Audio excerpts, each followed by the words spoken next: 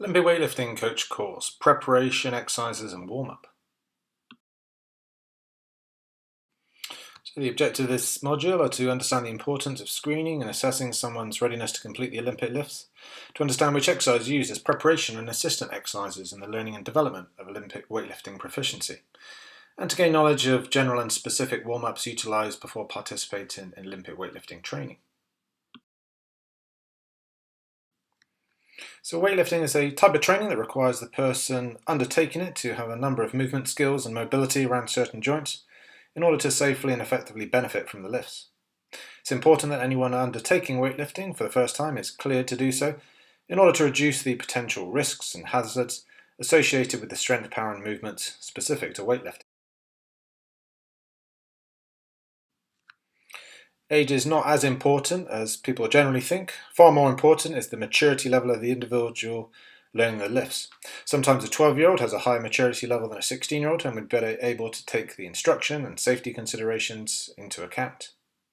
Deciding upon what age to introduce the lifts also depends on the amount of free weight experience and anatomical adaptation that the person has already undergone. So, some children, in particularly a lot of the Eastern European countries, are actually kind of taught to weightlift from a very early age, as we can see with the video here.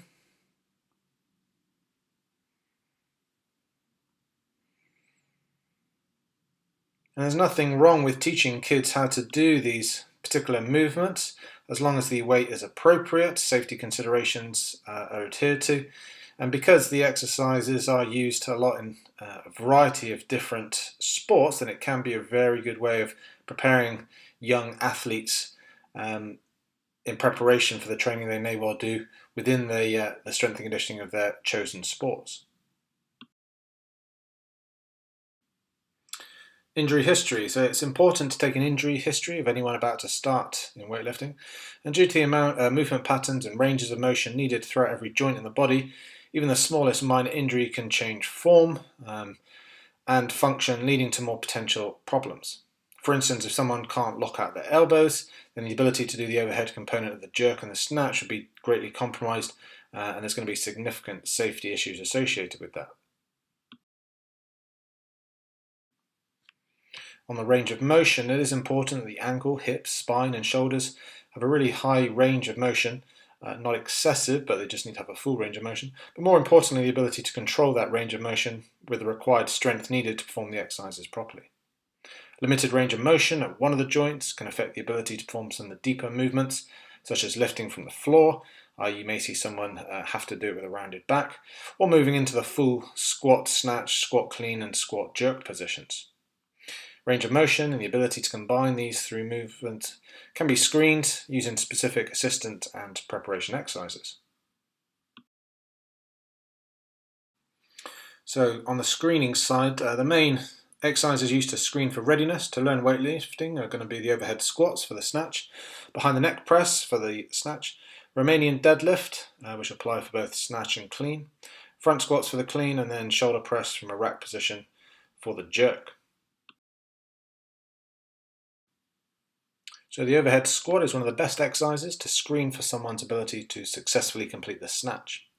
Ideally, a full squat, i.e. the back of the thighs touch the calf, should be completed, but in the case of just the power snatch being performed, it is permissible for just a semi-squat, so hips above parallel, to be aimed for. It tests shoulder mobility alongside thoracic extension, as well as hip and ankle mobility. So here we see an example kind of overhead squat. You don't need to perform this with a lot of weight, so a wooden pole or just an empty bar is sufficient. But can you maintain the bar over the feet throughout a full range of motion? Can you do it without pain in the thoracic, lumbar or shoulder areas? And as we see there, can you get your hamstrings or the back of your thigh to touch the calves into a full knee flexed position? We want to see this without any forward movement of the bar, and we also want to see this without any compromised back position. So is there limited thoracic extension, and do we see the lumbar pelvis excessively round off at the bottom of the range, in which case we'd need to reduce that range of motion whilst they're performing the exercise. Feet should be flat on the ground, knees should be able to track over the shoelaces, a lot of the key things that we look at with the standard squat. So does the bar move forward of the feet?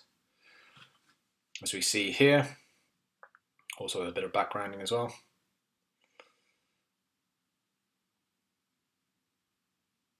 And if that was a heavy bar, then again, that would mean the individual would have to step forward, or more likely the bar would fall in front of you.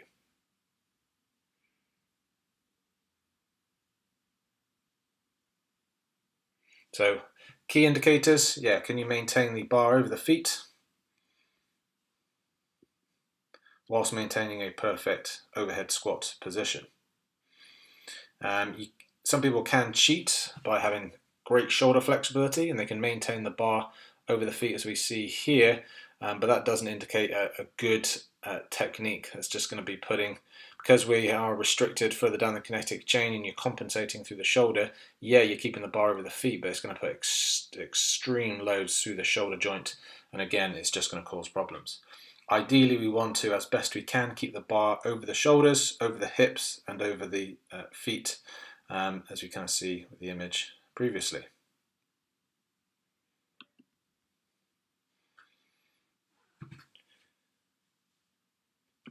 You may also kind of be looking at the degree of shoulder rotation. So again, are the shoulders excessively rotated inwards, which may indicate restriction. So we see the kind of incorrect and kind of correct positions if we're looking at it from the front. And that excessive medial or internal rotation, again, is going to compromise safety when we're performing the overhead squat or the snatch. Now, the behind the neck press is one of those exercises that's falling out of vogue over recent years, and the main reason for this is that it places the shoulder joint in a potentially injurious position.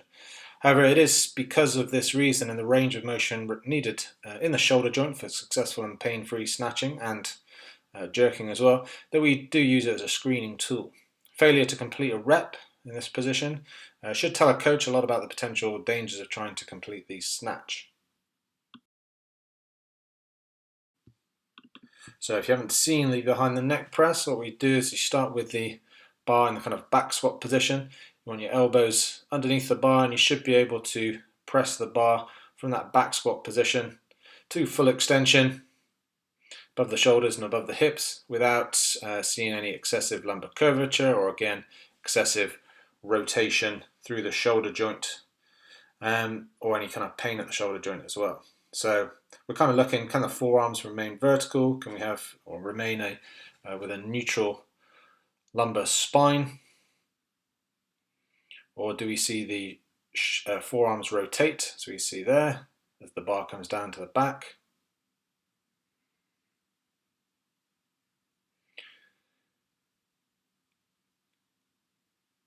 Or does the head move excessively forward? Again, which just another way of compensating for a lack of range of motion around the shoulder and thoracic joints.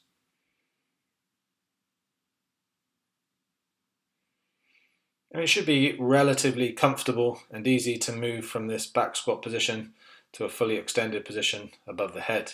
Like I said, if there's any pain or restriction, if it seems like a real kind of strain in order to lift the bar to that point, then that's probably what you want to work on before we start trying to do the more complex and quicker snatch. Now, the Romanian deadlift, well, this exercise is ideal for screening both the back and hip mechanics for both the snatch and the clean. So somebody trying to start Olympic lifting must be able to coordinate knee and hip movement in order to successfully perform the transition and second pull phases of the snatch and the clean. And an inability to retain the natural curve to the back or neutral spine during this lift predisposes the lifter to numerous potential injuries such as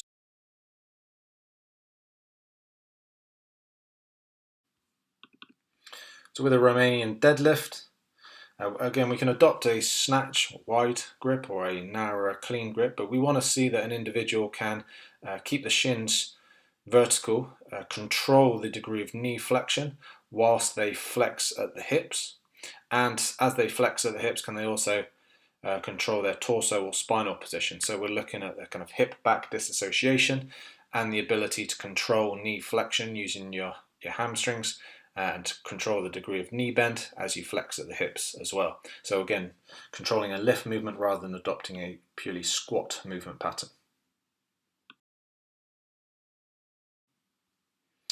Front squats, well, much like the overhead squat screens for the ability to successfully get into the catch position for the snatch, the front squat in the Olympic rack position, which is important and what you see with the image in the background, is essential for anyone wanting to perform the clean.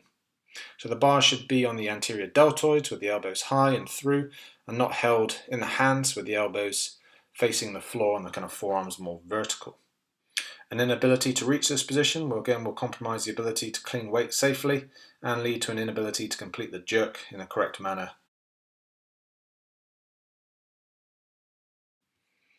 So with the front squats, we want to get it into this rack position. So on the anterior deltoids, elbows should be nice and high with the kind of upper arm almost horizontal with the ground. The bar is positioned on the hands.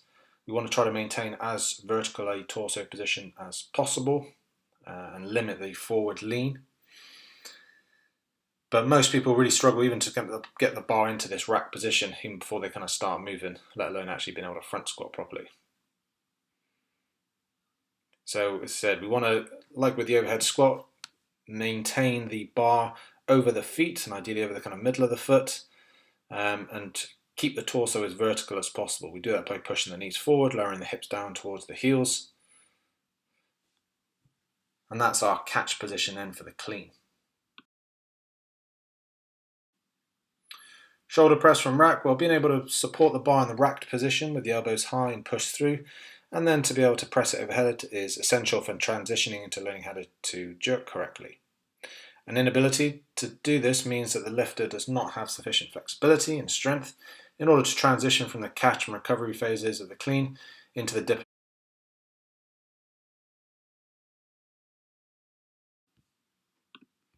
So looking at the overhead press from a kind of rack position, we'd lift the bar into this rack position, or alternatively we can just unrack it from a squat rack.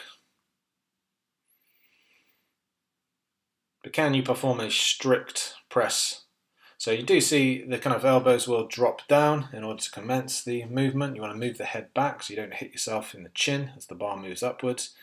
But again, a lot of people will really struggle even just with a standing overhead press simply because they don't have optimal shoulder or thoracic mobility to be able to do it without getting increased curvature or an excessive curve in their low back. So before the full snatch and clean are learnt, it is advisable to learn a number of exercises that will help prepare the body for different phases of the lift. These exercises will help the body in terms of motor patterning, as well as help condition different areas of the body that need to be strong, and the adaptation of key passive and non-passive structures. And this includes helping to improve grip strength, hand conditioning, ligaments, tendons, joint capsules, etc. And they all help in the ongoing mastery of weightlifting and should be viewed as preparation. It should not be viewed as preparation exercises, but also as assistant exercises as well. So as we kind of saw a minute ago on the preparation side, we can perform the Romanian deadlift with a snatch or a clean grip. So again, this is just helping to improve the strength of the hamstrings, the low back strength. It also helps to kind of reinforce this control of the knee bend or knee flexion as you flex at the hips. It also again helps us to kind of continue to improve the disassociation between hips and back, so you can flex at the hips without concurrently rounding your back over. And the Romanian deadlift, where we keep the shins vertical and have a little bit more knee bend, more so than a stiff-legged deadlift, is one of the key assistant exercises for weightlifters. Now you can also perform a deadlift from the ground. Again, using the snatch or clean hook grip, this will help to improve the kind of the strength of the hook grip, which will only apply well when we start to perform the full snatch or variations of the snatch or of the clean. So the snatch deadlift, as we see here, it's a wider grip. We're obviously performing it to a fully standing position, which again you can argue has less carryover for weightlifting, but if we are performing the deadlift anyway, and in the future we want to build up to be able to do some weightlifting, then this is a good little variation to just get you started. It's a wider grip, more upper back activation, And obviously we're using the hook grip, which has helped us to acclimatise to using that grip when we're doing these pulling movements. Getting into some of the slightly more weightlifting specific adaptations, we could do what we refer to as like an altered Romanian deadlift. So effectively we go down into a Romanian deadlift and then we're kind of performing almost like the transition phase. So you push the knees forward by pushing the hips forward, pull the shoulders back.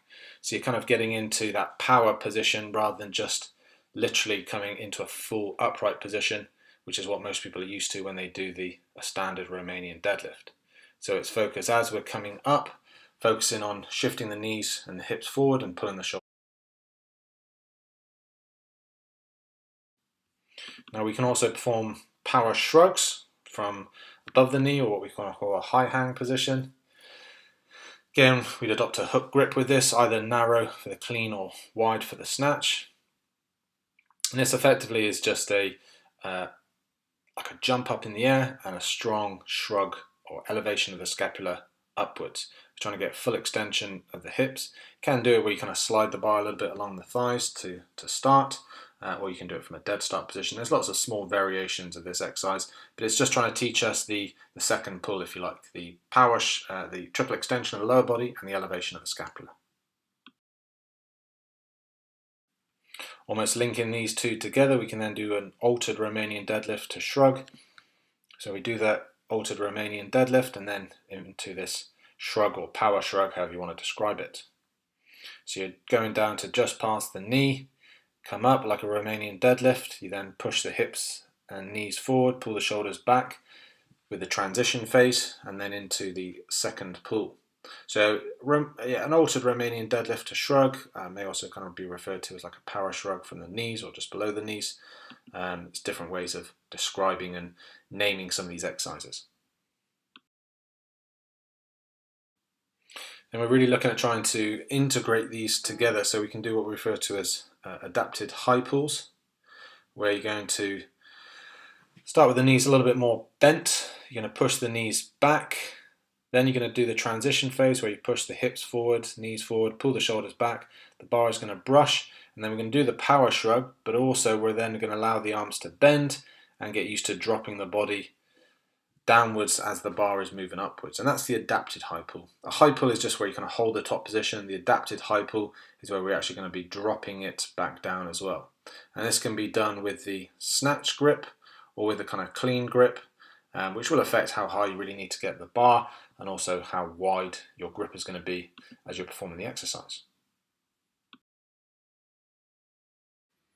And these high pulls or adapted high pulls can start from a variety of different positions. We can do it from the high hang, which is what we see on the left hand side, the mid hang or knee hang in the middle, and the kind of low hang from below the knee on the right hand side.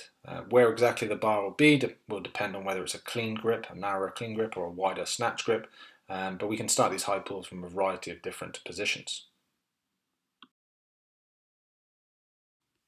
Now in learning the first pull, or the lift of the bar from the ground, we can perform what we call a first pull or partial deadlift, where we start with the bar that is kind of low to mid shin level, and we're just lifting the bar up to just to the kind of top of the kneecaps. And we do this by trying to maintain the shoulder to hip or the torso angle, and we do it by pushing the floor away, extending at the knees so the knees move backwards and provide a gap from which the bar can then travel into. Very tough on the hamstrings, very tough on the low back, but again very good for preparation and strengthening these areas which for a lot of people are quite weak, and just teaching the first phase of both the snatch and the clean. And then if we were doing this more kind of bottom up approach of teaching, we'd progress the double knee bend, the first pull partial deadlift, and we'd add a double knee bend to it. So you would, and you can do this quite slowly, where we pull the bar up, quick pause, and then we can move into the transition, quick pause, until we get into that power position, and then reverse it on the way back down. So we're not trying to do this particularly quickly. Can really help to reinforce the correct position by doing it quite slowly. And once an individual or a lifter has mastered it, then we can gradually start to increase the speed and also the load. Another preparation exercise, this is going to be more for the jerk, is our push press. So a progression from the strict press where we maintain a rigid body and leg position. And what we're doing here is we do a dip and drive, and that helps to project the bar off the shoulders, and then we finish the movement with a pressing of the shoulders and the triceps in order to press the arm to full extension. But it's getting us used to the dip and drive movements or phases that we would see with the jerk.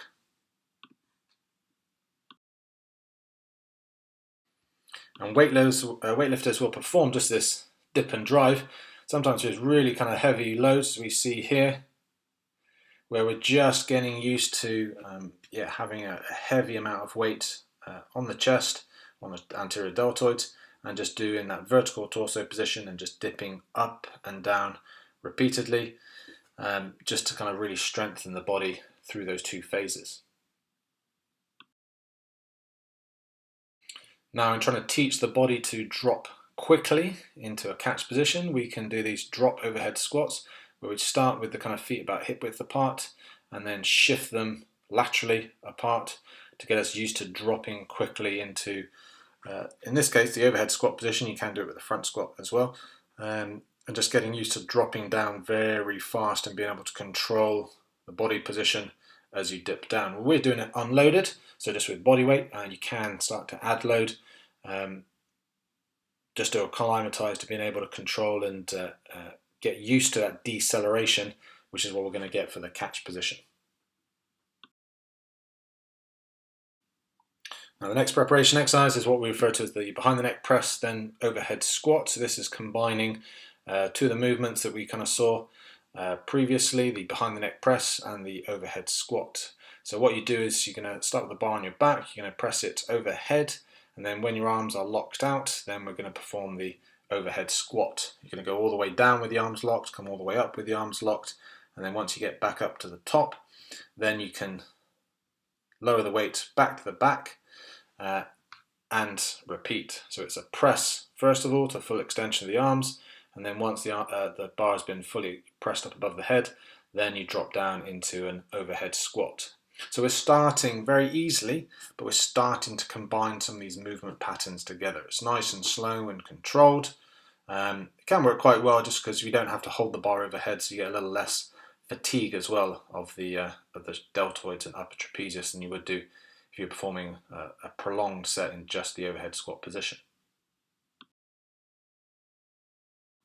That can then be progressed into behind the neck press into overhead squat. So what we coach here is very similar to what we did a minute ago, but you imagine that someone's actually kind of holding the bar still and stopping you from pressing it upwards. So the coach is more, or the coaching cue is more, imagine you're trying to keep the bar still and you're actually trying to press your body downwards underneath that still bar. You press yourself down underneath until the arms lock out, then you keep the arms locked out as you stand up, and then again in that standing position, then you lower the bars back down to the upper back and then repeat. But the trick is, try to keep that bar nice and low. So again, it's a slow, controlled movement, but again, it's just trying to combine both the pressing and squatting, overhead squatting movement patterns. Now, these can then be combined into the kind of snatch balance. So this is effectively a behind the neck press into overhead squat alongside the kind of drop overhead squat. So what we do here is you start with the bar on the upper back, feet kind of closer together. You do a little push and press to get the bar moving, and then you drop down quickly into that overhead squat position, and at the same time press the arms into full extension to catch that bar with the arms locked. So we're getting you used to this catch and recovery phase for the overhead squat or for the snatch, and really kind of increasing the velocity of some of the previous exercises and the complexity of some of the previous exercises that we've just gone through. So we saw the drop squat with the overhead squat. We can also do the same thing with the kind of front squat, where we kind of start with the arms in front and again shift the feet laterally and drop quickly into this front squat position. We're doing it, as I said, body weight without any load initially, just to get you used to dropping quickly into this catch position for the clean. we can add load, which is what we'll go through in a moment.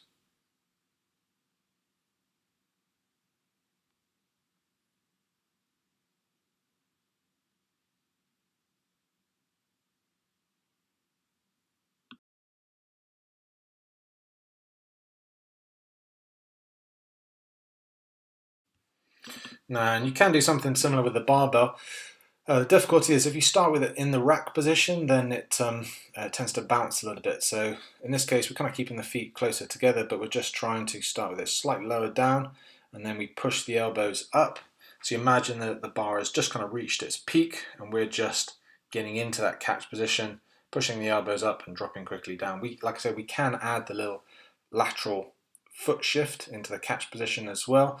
That video doesn't show it, but it's another small variation that we can apply when we start doing.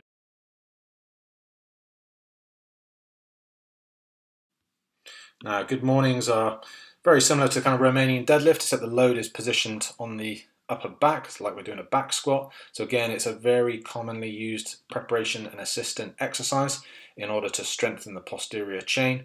And if the same weight is used, if you were doing a Romanian deadlift, then it would put a lot more stress on the spinal erectors because the load is further away from the pivot point. It means the spinal erector is going to be working much, much harder. Again, not a popular exercise in most fitness circles, but from a weightlifting perspective, it is a very good preparation exercise to strengthen the low back and the hamstrings for a lot of the pulling movements that we'd seen during the clean and the snatch. Now, just going through a few bits in relation to warming up. Well, there are two types of warm-ups that can be carried out for weightlifting. This would be a kind of general warm-up, where you'd go through basic mobility exercises designed to get the body ready to lift the load. And then obviously more specific exercises where you'd use some of the preparation exercises, maybe at lighter loads, to facilitate further warm-up, neural firing, and overall readiness to perform the full Olympic lifts. So under the general warm-up, you may start with kind of self-myofascial release, low intensity mobilizations, just using body weights. This might be kind of thoracic spine mobilizations, using a foam roller, quadruple spinal mobilizations to get a little bit more hydration to the discs, supine thoracic mobilizations, kind of rotating using the upper or the lower body.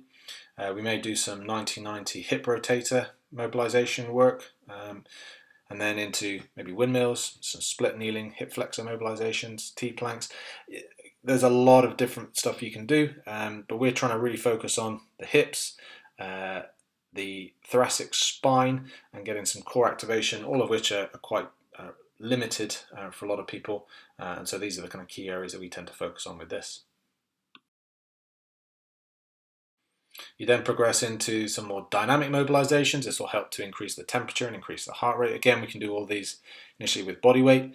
So some squats, squat to stand, some body weight lifts, or these kind of hip hinges, or body weight Romanian deadlifts, all the same thing. Step and reach to get the hamstrings firing, some T-planks to start kicking in the shoulder stabilizers and the core. Maybe some lunge and overhead reach, overhead or front squat drops to start increasing the velocity as well.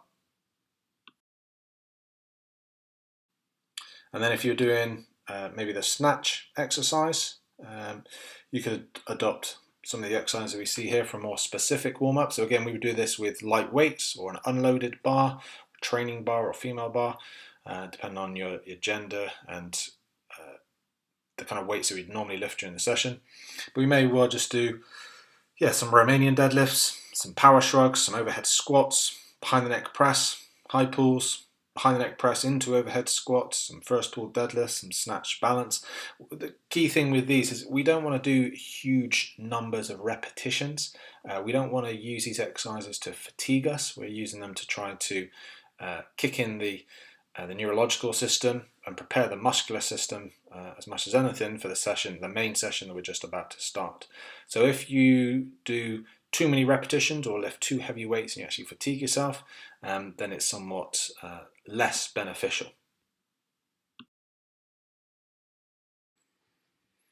So you should now complete the review questions for this module to ensure you met the learning outcomes, and then complete the guided practice for this module. You should practice the exercise yourself first so you're happy with the techniques, and then practice teaching the techniques to a couple of colleagues so you can practice explaining and coaching the exercises. Once you've done all that, then you can move on to the next module.